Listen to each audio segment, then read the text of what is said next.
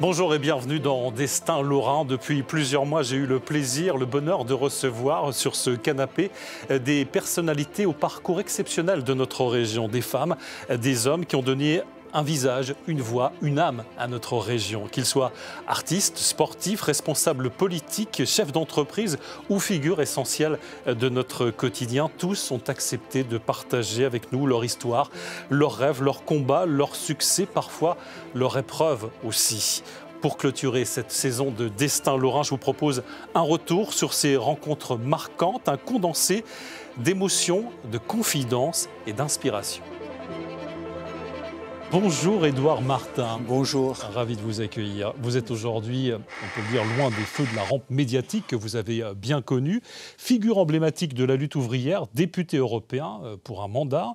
Vous nous direz ce que vous faites aujourd'hui, mais je voudrais commencer par une date. Si je vous dis le 30 novembre 2012, quelle image vous revient en tête? C'est l'image de la trahison de Jean-Marc Ayrault, de ce gouvernement, puisque le 30 novembre, c'était la date butoir où le gouvernement devait décider si on reprenait l'activité par un autre industriel. Et c'est Jean-Marc Ayrault, Premier ministre de l'époque, qui avait dit qu'il n'y aurait pas de nationalisation. Donc là, on a senti un coup de poignard dans le dos, un coup de poing dans l'estomac et on était abasourdis. 30 novembre 2012, c'est l'annonce de la fermeture des hauts fourneaux d'ArcelorMittal Florange qui marque la fin de l'acier fabriqué en Lorraine. Je voudrais qu'on regarde cette archive. Voilà ce que vous dites ce jour-là. On regarde. Allez, oh. On a été trahis. Allez. C'est pas fini.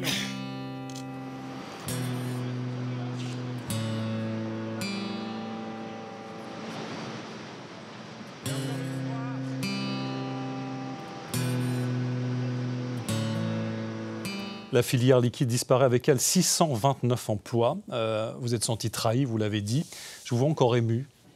Oui, je ressens encore les frissons, j'ai encore une boule dans le ventre parce que je me replonge. À ce moment-là, il y avait tellement d'espoir. Clap de fin, c'était en décembre 2020. Vous dites au revoir à la SNL après tant d'années, tant de choses vécues. Vous officialisez la vente du club et vous tenez une conférence de presse, Jacques Rousselot. On va regarder. J'étais très ému, oui. Cette fois-ci, c'est vraiment la fin du match. Il jouait les prolongations depuis 3 ans pour bien vendre son club chéri. Jacques Rousselot vient enfin de signer sa propre retraite. Après 27 ans de présidence, la moitié de l'existence du club. Je suis très ému, très déchiré, on va dire, parce que c'est toujours difficile. Mais je pense que nous avons fait le boulot. Oui, Jacques, vous avez fait le boulot. Avec le recul, aucun regret? Revoir ces images, là, ça m'émeut à nouveau. Je fais de la moto d'enduro pour aller me promener, me détendre dans les bois les week-ends. Et puis, je suis fatigué, j'ai le décalage horaire, je reviens des États-Unis. Et une mauvaise chute, une mauvaise bosse. Je passe par au-dessus de la moto, je freine, je vais pas très vite, mais je freine trop. Je passe par au-dessus et la moto, au lieu de tomber à droite, à gauche ou n'importe où, elle me tombe cervical 3, cervical 4. Compression de la moelle épinière, vous êtes tétraplégique. Vous vous dites quoi à ce moment-là? Je m'en rends compte immédiatement, je ne peux plus rien bouger, c'est fini. Je me dis que ma vie est foutue, que j'ai tout fichu en l'air et que c'est terminé. Vous pensez à quoi? J'ai plusieurs options. La première, forcément, qui me vient, c'est de mettre fin à mes jours, mais je ne peux même pas bouger un bras ni rien. Je ne peux même pas moi-même me mettre fin à mes jours. Je réfléchis à embaucher quelqu'un pour venir m'étouffer. Enfin, je vais loin. Ouais. Et puis, bon an, mal an, en voyant tout ce qui se passe, tout ce qu'on a construit, tout ce qu'on a fait jusque-là, je me dis, c'est pas possible. On ne peut pas lâcher. Et là, il va y avoir un petit déclic. Qu'est-ce que vous allez faire? Un tout petit déclic. Et à un moment donné, je me dis, il faut que je parle à mes collaborateurs, collaboratrices. Il faut que je le sens, je pense qu'on peut y arriver. Je ne connais pas de patron handicapé qui a continué ou tétraplégique, mais je dis pourquoi pas. Et vous allez envoyer un message depuis votre lit d'hôpital à Nancy, un message adressé à vos salariés. Oui. Vous m'avez confié cette vidéo, on va la regarder. Regardez, c'est juste incroyable, étonnant. C'est vrai que le bilan est assez sévère, hein, c'est une paralysie totale. Hein, je vais partir certainement à la fin du mois en rééducation, donc pour une durée, que les choses soient claires, très longue, certainement entre 6 mois et 1 an. Mais bon, c'est pour ça que je voulais vous parler ce soir, parce que je serai présent tout à fait intellectuellement. J'aimerais vraiment bien être avec vous, ça me ferait vraiment plaisir. C'est vraiment, je regrette vraiment, je vais beaucoup penser à vous lors de cette réunion. Bien, écoutez, passez une excellente réunion, échangez bien entre vous, que ce soit le plus constructif possible. Puis je vous dis à très bientôt. Allez, au revoir.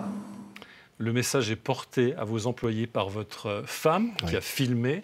Comment réagissent vos employés? Ils sont tous réunis dans une salle et elle leur diffuse le film. Et forcément, à la fin du film, il y a un grand silence. Des gens pleurent, d'autres... voilà, c'est très dur. Mais du coup, il se passe une magie. Comme je leur ai parlé, je me suis mis à nu, je leur ai montré, j'ai rien caché. Ouais. Je dis voilà, mais j'ai besoin de vous maintenant, il faut qu'on y aille.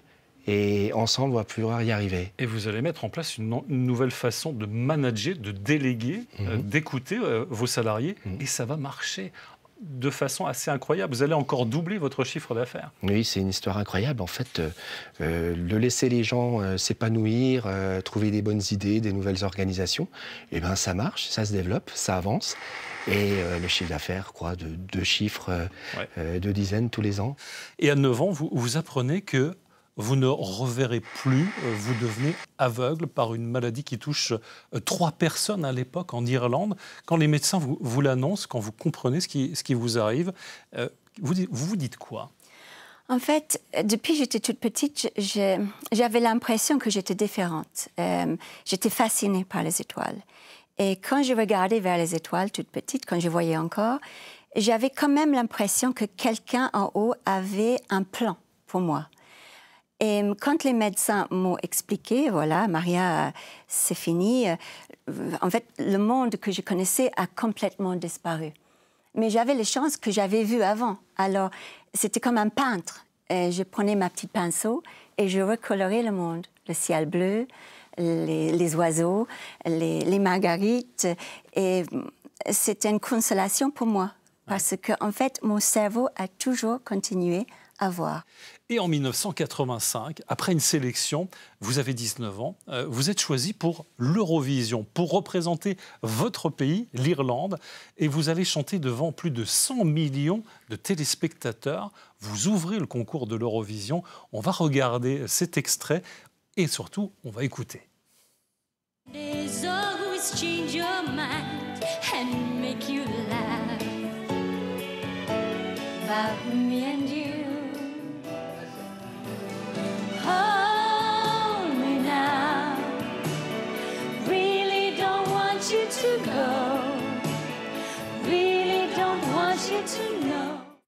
And I'm so afraid. Toujours cette voix extraordinaire, c'était en 1985. Là, on vous a vu avec votre famille, regardez ce moment incroyable. Vous n'allez pas gagner, mais vous allez quand même toucher le cœur des gens. Vous finirez à la 6e place et dans la foulée, vous êtes élue l'une des 10 plus belles femmes d'Irlande. Est-ce que votre vie bascule à ce moment-là? Ah oui, vraiment. Mais encore plus parce que personne ne savait que j'étais aveugle. Et c'était ma force, en fait. Je voulais vraiment prouver à tout le monde que, malgré mon handicap, que tout était possible. Ouais. Et je ne voulais pas que les gens disent « Oh, la pauvre, elle est aveugle ». Mais comment faisiez-vous? Vous ne disiez juste j'avais une mauvaise vue oui, et je vous disais j'avais besoin de lunettes et maman, elle était trop pauvre pour m'acheter des lunettes. Alors, je faisais vraiment comme un voyant, comme je fais aujourd'hui, comme avec mes enfants, comme dans le village. Même les maîtresses à l'époque, ils disaient « Regarde, Madame Cuche, il faut signer là !» Et les gens, ils oublient en fait que je ne vois pas. Un moment fort de votre carrière, vous allez vous retrouver donc face à une meute de loups blancs, les fantômes de la toundra, comme les surnomment effectivement les Inuits. Un moment incroyable que vous vivez très intensément. On va regarder et on va vous écouter lors de cet instant vraiment magique. C'est pas vrai. Oh, putain. 1, 2, 3, 4, 5, 6, 7, 8, 9. Oh, putain, ça fait des jours que je vous attends, putain.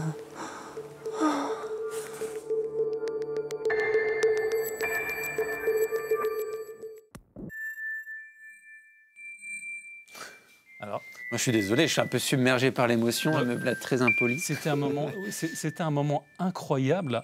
Vous pouvez nous raconter, parce que pour capter ce moment magique, vous avez vraiment enduré des conditions extrêmes. Quand je dis extrêmes, c'est moins 45 degrés, plus. Oui, alors je pense que ça reste le moment le plus fort, le plus intense de tous ceux que j'ai pu vivre voilà, ces dernières années, enfin depuis 30 ans que je fais des affûts pour photographier la beauté de ces bêtes. Voyage, voyage, plus loin que la nuit et le jour. Voyage dans l'espace inouï de l'amour. Voyage. Voilà, voyage, Désirless dans les années 80. Qu'est-ce qui vous plaît tant dans les années 80 ? Alors j'aime les textes surtout. J'aime les textes, j'aime l'esprit des chansons, j'aime ce que ça raconte. Et j'aurais adoré naître à cette période. Mais bon, voilà. Une belle époque, je peux vous confirmer. Oui, bah oui. Moi qui l'ai vécu.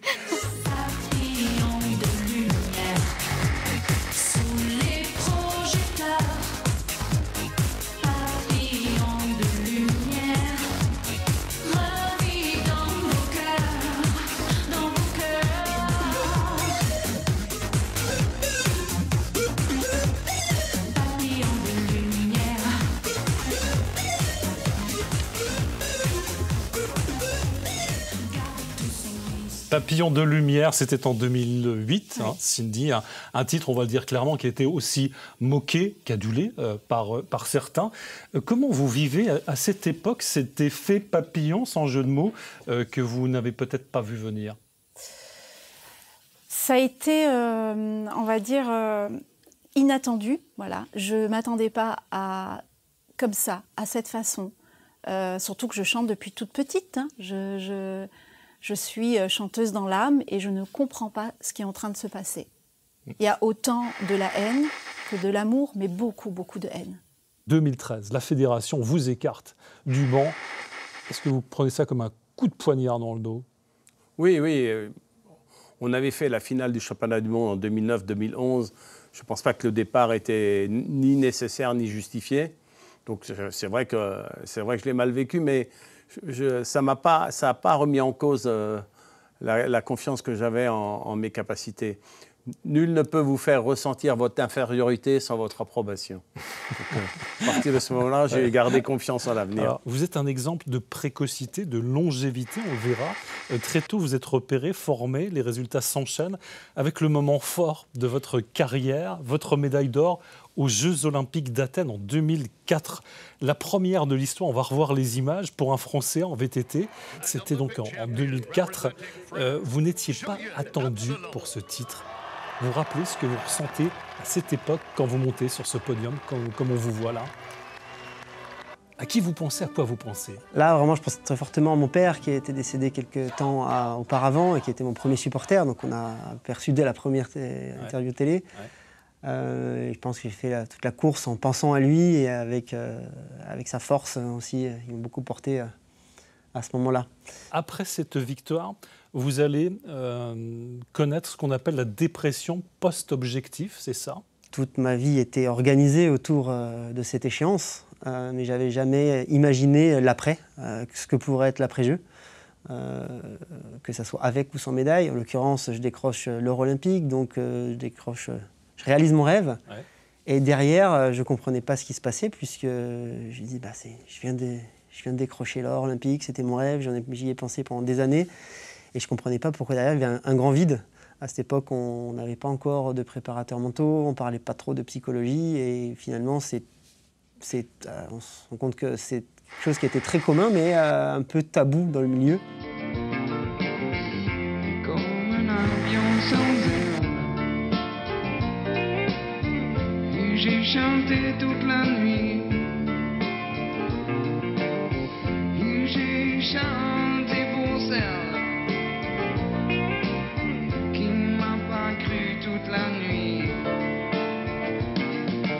Alors un succès, Charlénie, mais vous refusez d'être enfermé en fait dans un seul mode d'expression. D'ailleurs, vous avez inventé un mot pour ça. Vous dites que vous êtes multiste. C'est un Italien qui s'appelle Mario Salis qui m'a dit un jour en fait, Charlénie, on ne peut pas dire tu es multi-artiste, on devait dire tu es multiste. Et je dis, ben voilà, moi qui cherche toujours à me définir, et ben voilà une bonne manière qui me va tout à fait. Le multisme, c'est ce que j'assume depuis, qui est en gros le choix du non-choix, choisir de ne pas choisir. Qu'est-ce qui vous avait poussé à être Miss, à vous présenter comme Miss pour la région Lorraine?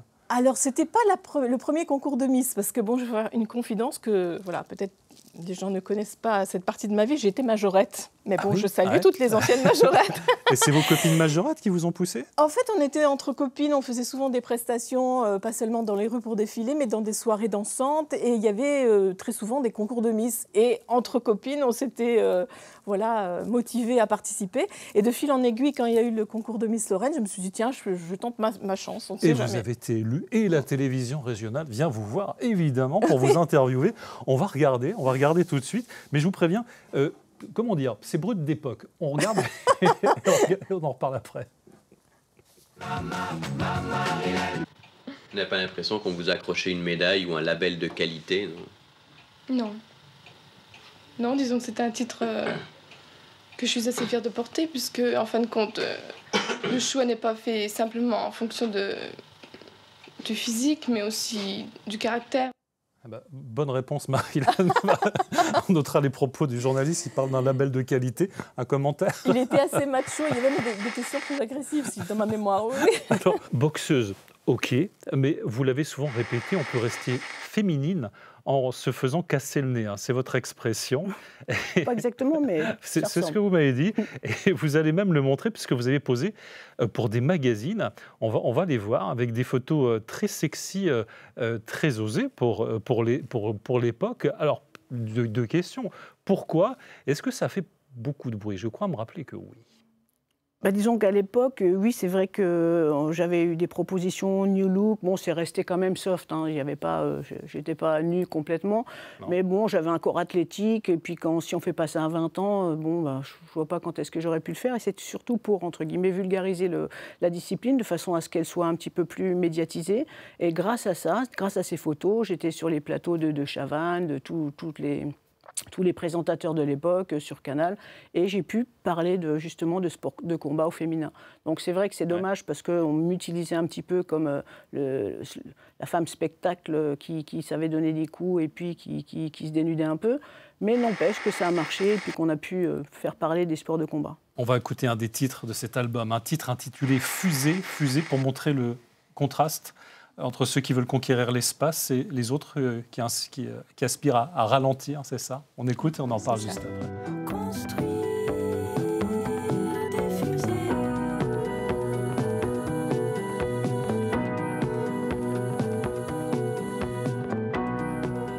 Cet album parle de l'amour entre deux femmes qui vivent dans un monde chaotique. Le monde actuel ne vous plaît pas?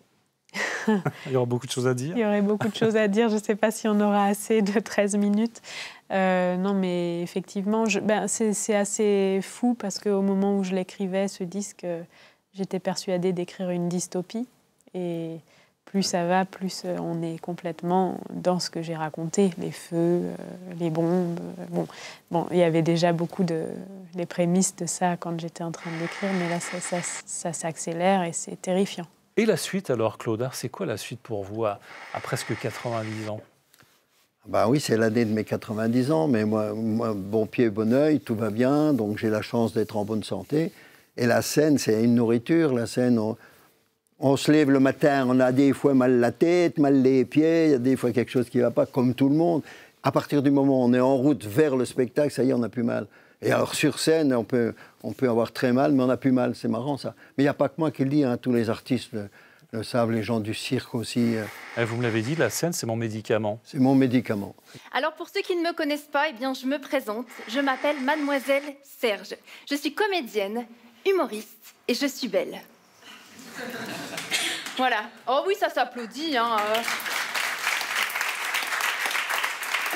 Merci beaucoup. Alors allez-y, prenez votre temps pour me regarder, sinon vous n'allez pas réussir à écouter ce que j'ai à vous dire. Alors allez-y, prenez votre temps pour admirer la carrosserie. Alors pour ceux qui sont au fond, j'ai des mollets musclés, des cuisses galbées, un visage parfait et un teint magnifique. Et là, je sais ce que vous vous dites waouh, c'est qui cette connasse? Oui, je viens des Vosges, élevée à la patate et au lard. Comme quoi, vous voyez, messieurs, dames, on peut avoir un physique de rêve et une destinée de merde.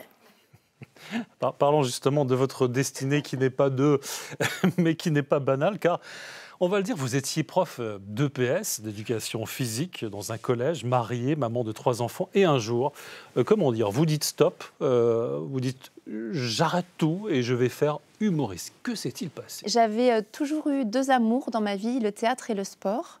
Et donc j'ai pris la voie du sport, qui était la voie la plus professionnalisante.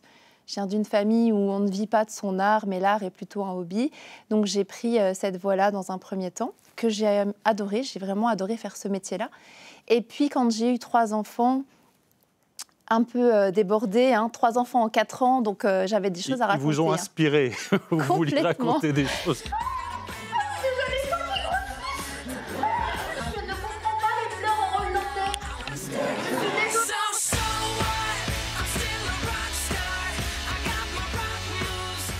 On sent la prof de physique, hein.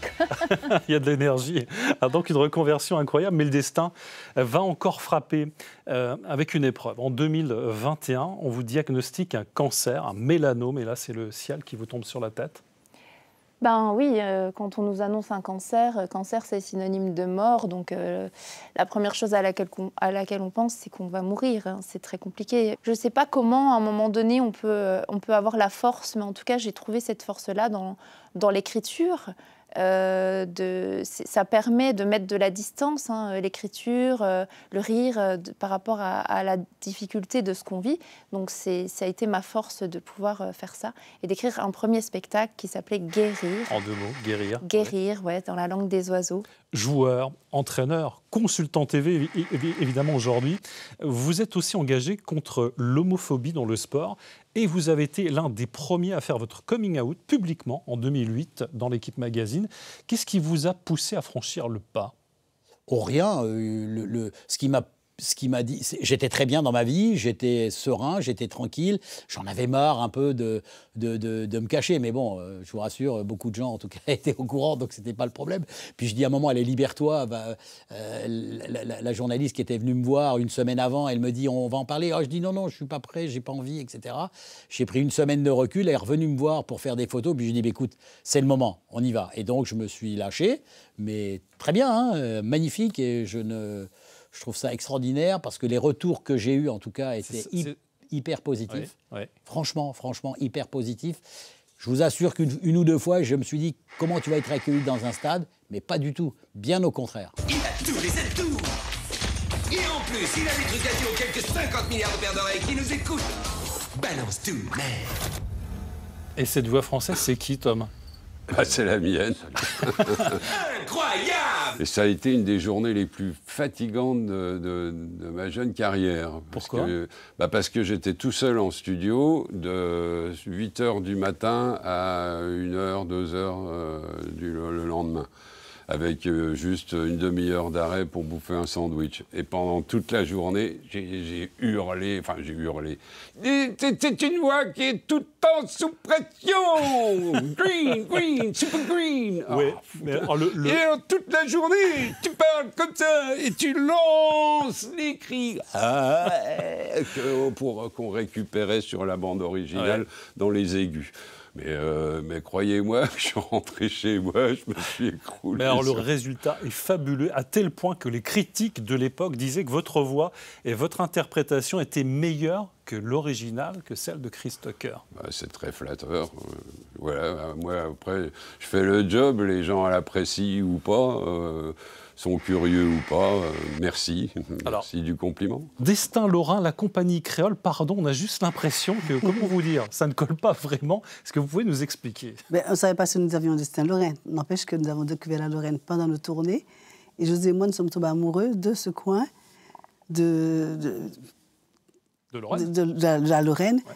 Et en fait, on se disait toujours que ça nous rappelle aussi les Antilles, parce que tout le monde se parle, on se dit bonjour, les gens sont souriants. Et on devait quitter Paris, et on a dit, bon, c'est la Lorraine. Dans les arbres, les feuilles sont mortes. Mais la compagnie créole veut amener le soleil partout où elle est, même en Lorraine, où ces Antillais ont eu l'idée étonnante de s'installer. On va embarquer pour un pays qui va vous enchanter, vous embéguiner. Bienvenue en Lorraine. En tant qu'artiste, on est très sensible. Et on a trouvé ici des gens très sensibles, hyper sensibles. C'est peut-être pour ça qu'ils nous accueillent aussi bien et qui sont aussi chaleureux. Voilà. Tout le monde se parle, on se dit bonjour. Comme en Martinique, ça m'avait d'ailleurs frappé. Voilà. Ça m'avait frappé parce qu'aux Antilles, il y a beaucoup d'avenance, on est comme ça. Voilà, Station-Ville au bord de la Moselle, c'est bon pour le moral, c'est ça. Les Lorrains sont aussi chaleureux, disait José, que les Antillais. C'est ça qui vous a attiré, en fait. Exactement, hein. c'est vrai. C'est fini. Vous êtes un vrai talent, vous êtes un vrai destin. Ça fait quand même 13 minutes qu'on vous voit, alors que d'habitude on se tutoie. Et on a tenu bon, non? Mais je te dis merci, vraiment c'était un plaisir. On va terminer en chanson avec une reprise de Joe Dassin, L'été indien, qui a bien marché. Merci beaucoup, Jérôme. Merci à toi, Thierry, et bravo aussi pour ton parcours. La prochaine fois on échange les rôles, parce que tu as des choses à raconter aussi. On verra.